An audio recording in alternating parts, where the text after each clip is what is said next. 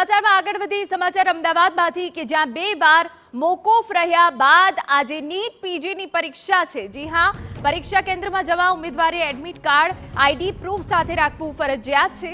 Computer base પરીક્ષામાં દેશભરના 2 લાખ વિદ્યાર્થીઓ પરીક્ષા આપી રહ્યા છે। ગુજરાતમાં 10,000થી વધુ વિદ્યાર્થીઓ પરીક્ષા આપી રહ્યા છે। દેશમાં 1,000થી વધુ પરીક્ષા કેન્દ્રો પર યોજાઈ નીટ પીજીની પરીક્ષાનું આયોજન થયું છે।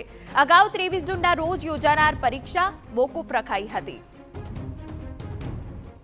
પરીક્ષાને લઈને વિવાદ થયા બાદ જે પીજીની નીટની પરીક્ષા હોય છે એ અગાઉ 2 વાર મોકૂફ રાખવામાં આવી હતી અને 2 વાર પીજી નીટની પરીક્ષા મોકૂફ રહ્યા બાદ આજે ફરી એકવાર દેશભરમાં યોજાઈ રહી છે। મહત્વનું છે કે જે રેગ્યુલર અભ્યાસક્રમ હોય છે એ પૂર્ણ કર્યા બાદ પીજીની નીટની પરીક્ષા લેવામાં આવતી હોય છે અને આજે દેશભરમાં આ પરીક્ષાનું આયોજન કરવામાં આવ્યું છે। સવારે 9થી 12.5 કલાક સુધી આ પરીક્ષા આયોજિત થઈ રહી છે। અગાઉ 2 વાર પરીક્ષા મોકૂફ રહી હોવાને કારણે વિદ્યાર્થીઓમાં એક પ્રકારે જે છે એ તૈયારીઓને લઈને અથવા તો સરકાર કેવા પ્રકારે કામ કરી રહી છે એને લઈને કેટલોક સંકોચ છે એ પણ જોવા મળ્યો હતો, પરંતુ આજે ઘણા તમામ બાબતની જે તૈયારીઓ છે એ સરકાર દ્વારા પૂર્ણ કરવામાં આવી અને દેશભરમાં 1,000થી વધારે જે કેન્દ્રો છે એ કેન્દ્રો પર નીટની પરીક્ષા અત્યારે હાલ આયોજિત થઈ રહી છે। મહત્વનું છે કે અગાઉ 23 જૂનના રોજ આ પરીક્ષાનું આયોજન કરવામાં આવ્યું હતું, પરંતુ